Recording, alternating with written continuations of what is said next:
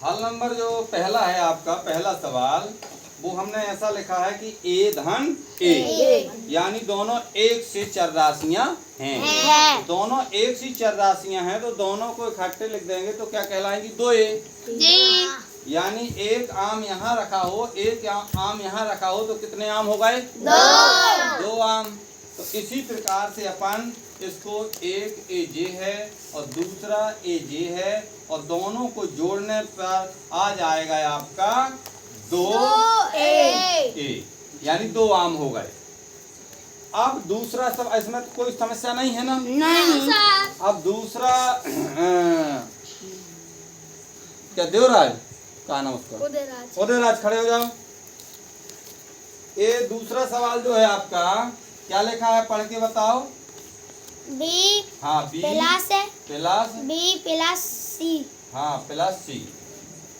अब इसमें बैठ जाओ, आप दूसरे से पूछे। खड़े हो जाओ। नगमा कौन है? नगमा, हाँ अच्छा खड़ी हो जाओ। शिवांशी इस साइड आ जाओ, नहीं तो वो वीडियो ना तुम्हारा दिखा है। जे बी एक जे है, एक जे है बी और एक जे है सी।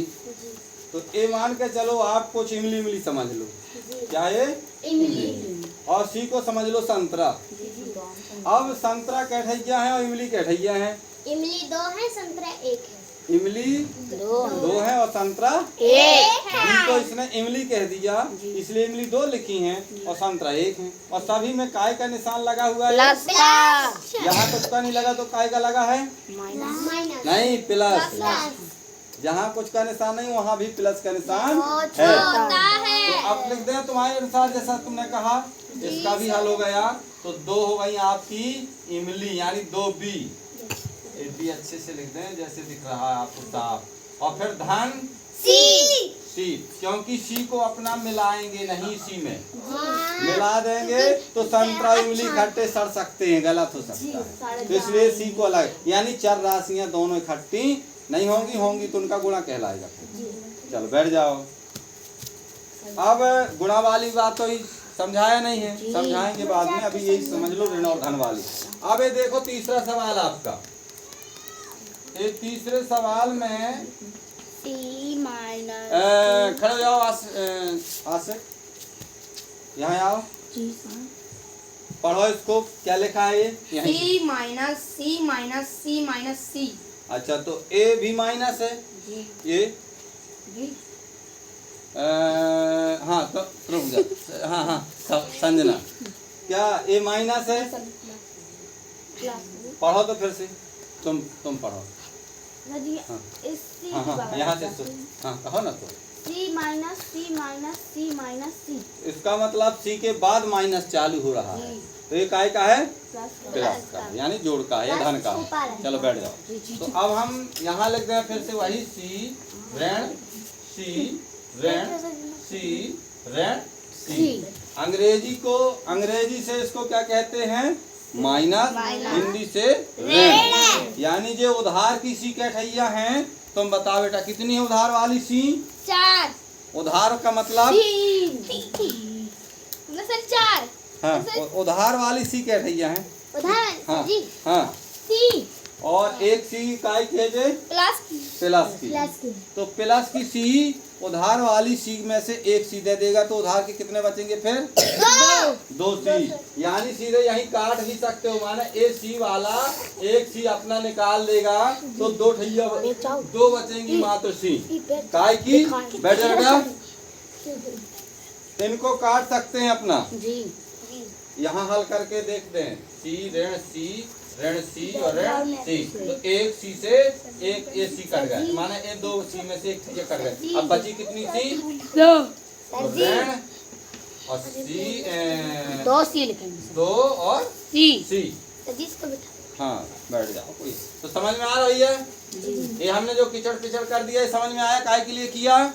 बताने के लिए कि ए सी, इसमें से हमने एक सी काट दी है प्लस के लिए, क्योंकि प्लस की पहले से एक सी है और उधार की 3 सी हैं। तो अपन एक सी को अपना वापस कर देंगे तो बचेंगी कितनी? 2 सी।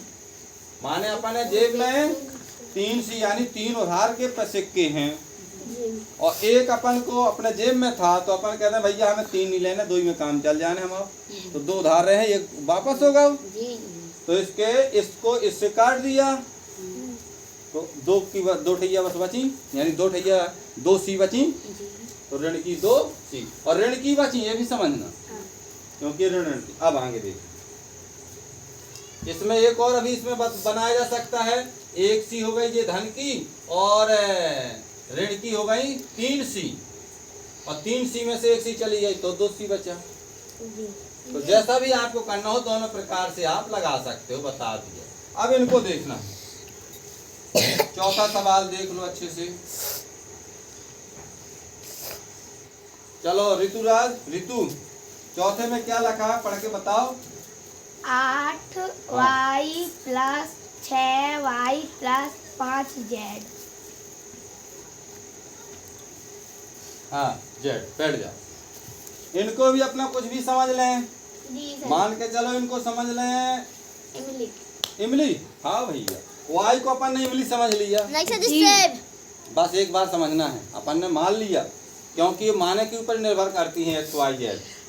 इनको अपन ने इमली मान लिया, और इसको और कुछ भी मान लें, सेब मान लो। आओ, तो सेब के कहाँ कहाँ रखे दिख रहा है तुम्हें, कहीं रख रहे हैं? नहीं। एक ही जगह रखे जा रहे हैं, तो सेब को इमली में मिलाओगे नहीं, जोड़ना है तो अलग अलग प्लेटों में रखे रहेंगे। तो इसकी प्लेट अपन ने उठा के, क्योंकि दूसरे सेव है ही नहीं है, तो 5 ही सेव रखे। कितने सेव हैं? 5, यानी 5 जेड ज्यों का त्यों अपन ने लिख दिया। और 11 और इमली क्या ठैया हो गई, कितनी हो गई इमली? 11y 11 हो गई। 14 8 और 6 इमली, 8 यहाँ रखी इमली और 6 यहाँ रखी हुई इमली, तो कितने हो गए? 14 इमली हो गई। ये हो गया है आपका उत्तर। अब कौन वाला बचा? जे वाला। ये तो बहुत सरल था।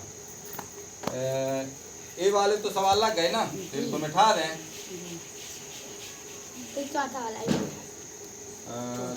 वाला, 5वां लगना है अब। 5वां जे है एक्स धन y। ये मान के चलो, इसको समझ लो। चूल्हा गैस सिलेंडर। चूहा गैस सिलेंडर? चूल्हा गैस। हाँ, चूल्हा और गैस समझ सकते। ये मान के चलो चूल्हा 2 रखे और 2 गैसें रखी। तो देखो चूल्हा कितने हैं? 2। दोनों धन का चिन्ह है तो घटेंगे भी नहीं, तो अपना सीधे लिखते हैं 2x और धन 2y। ये अपन को यहाँ से शिक्षा मिल गई, यहाँ की पढ़ने की। ठीक है ना।